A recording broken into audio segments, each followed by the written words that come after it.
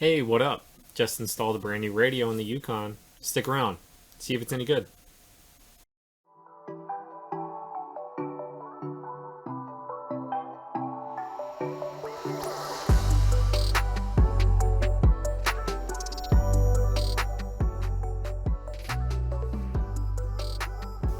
Out of the box, this radio isn't really all that different than a traditional car stereo. You can see the kind of tablet piece and the actual deck are two separate pieces. I put it up against a Nintendo Switch just to kind of give you an idea of scale. It reminds me a lot of an iPad 1 actually. The cables that come with this are, again, very traditional. The only different things you're going to have are like a microphone, a backup camera, AV input. For the most part, if you've ever installed a radio before, you're going to be very familiar with how to set this thing up.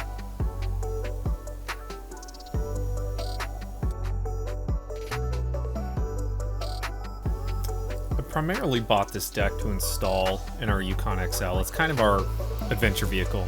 She looks beat up, but she's got life in her.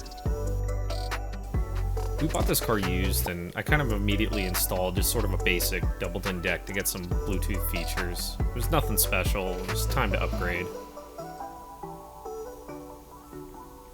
Now, I personally actually set up male and female crimps for every line. I know this is a little sacrilege, as some of the old car audio guys, a lot of times they like to solder their lines, but every once in a while I like to swap out a deck. This makes it really, really easy. I can also retain the aftermarket wiring harness to the car, so it's usually a quick setup. In this case, I was actually setting up steering wheel controls, which I've never done before because I've never had a car that's had them. And I, of course, got stuck. For all you young guys, don't be afraid to look at the manual. It actually helped me out in this case. The steering wheel controller port on the old deck was actually just on the back there.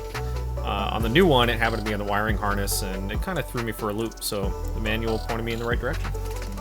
The last piece was to install the backup camera, which I hadn't actually done before, but they're pretty straightforward. You pretty much plug them into an AV port, and then you gotta hook up a power source of some kind, whether that's your reverse light or power off the radio.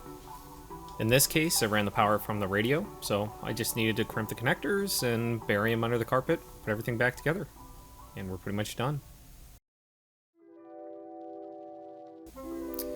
So we've got this thing installed now. I want to give you kind of a quick look at what I was talking about. Things to consider before you even pick one of these up. You can see in the Yukon, it fits pretty well. It's not blocking any AC vents. I don't have to worry about anything behind it, like any controls or anything like that. It's sort of a perfect scenario. The one thing I'm pointing out here, though, is the shifter. The shifter does cover the screen a little bit, but only when it's in park. So I didn't have to worry about that too much. You just need to make sure that the shifter is going to be able to go all the way in if you have a column shifter like this.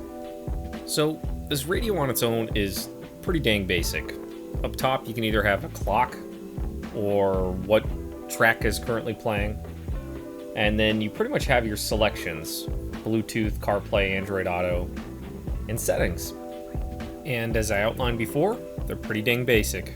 You've got your general settings, which is like your time, your audio, so your equalizer, and if you've got a subwoofer. You have the display settings, which is pretty much just brightness and whether auto dims, and you can factory reset it or look at the system version. That's about it. Now, I realize I'm not exactly selling you on this thing at this point, so what's great about it? Well, one, the screen size is awesome. There's my hand up against it, just to give you an idea.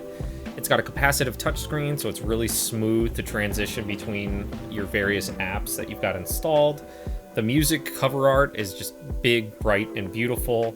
And then my favorite part of this is doing side-by-side, where you can have maps on your left as well as your audio controls on the right.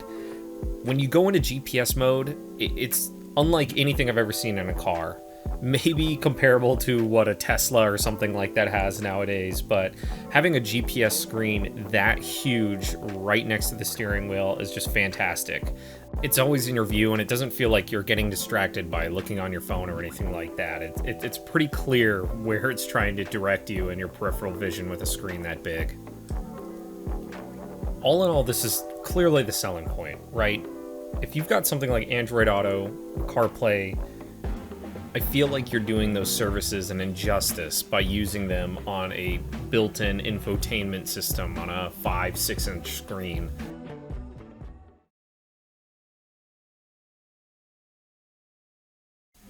Alright, so how does this thing end up? Well, let's talk about the cons first. One, it's big. Big in the sense that you need to make sure that you can even install this in some form factor that works for your car.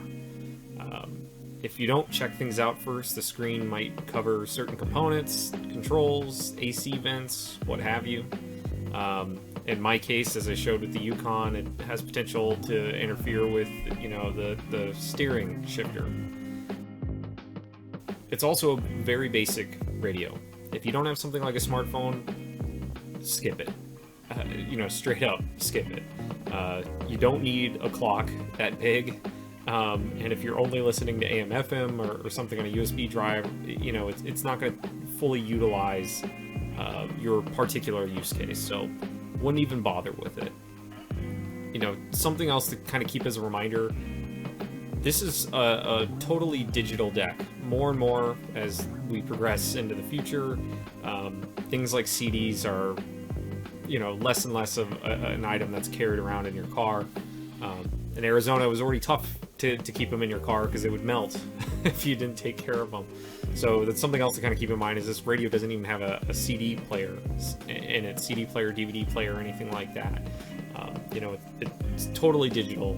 You need to have some sort of other external device plugged into it. The best way that I can kind of summarize this radio is that it's sort of your computer monitor. Meaning there isn't a whole lot of smarts in there. It's got enough smarts to sort of turn on and display something, right? And it's got settings and stuff for that display.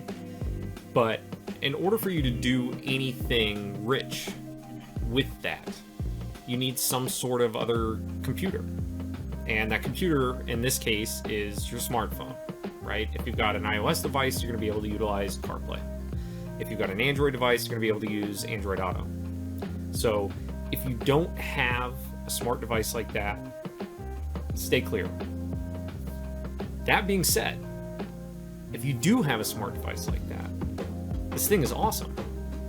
CarPlay is a fantastic experience. Now, I haven't experienced a whole lot of Android Auto. I've seen it, and I know it looks pretty good on its own right, and I'm sure people who have Android phones thoroughly enjoy it, to each their own, right? But CarPlay is just, it's like this perfectly stripped down, feature-rich experience for your car. It also works amazingly well with GPS. That's probably, as I outlined, my favorite feature on this radio. Having the huge display is something you don't typically see in cars. So if you're a big traveling person, the screen does a lot of justice to GPS in general. And then if you're a big music buff, I love having the artwork and being able to see the artists and jumping through playlists and stuff like that. Having the bigger screen just makes that easier. Most of the infotainment systems that I've seen out there that natively now just kind of come with CarPlay from the dealership are not all that well thought out. We've got one in our brand new Jeep Renegade. It maybe has a, I don't know, I'd guess like a 6.5 inch, 7 inch screen that comes from the manufacturer. But when you utilize CarPlay, it's almost like it emulates CarPlay. It's even in a smaller section of that screen. And when I go back and forth between the Yukon and the Jeep, it's so noticeable. It's to the point where I would never want to use CarPlay on a smaller screen like that. I absolutely love this radio for what it is. Again, there's a certain criteria I would highly recommend that you meet before you even look at something like this. But I really, really enjoy it.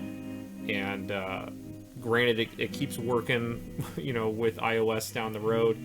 I think I'm going to continue enjoying it.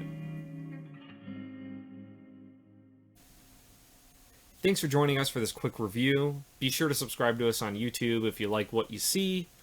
I'm here for the comments and the social aspect. So if you want to chat, shoot a comment on one of the videos. I'll be happy to chat with you. Also, be sure to follow us on your social media platform of your choosing.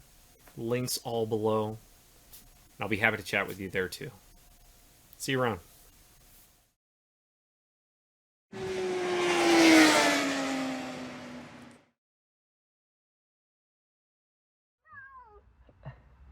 What's no dada? No, Dada. No dada. What did I do? Pizza, Dada. Pizza. You got pizza? Yeah. Is that your favorite? What kind of pizza? Do you know? I know there's a lot of stuff in here, huh, Bubba? I gotta go poop. Mama's gotta go take a stinker grump.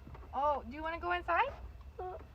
That seems like he's got a bunch of stuff. I can pack it all up. Mine. Oh, I gotta take it inside. Okay.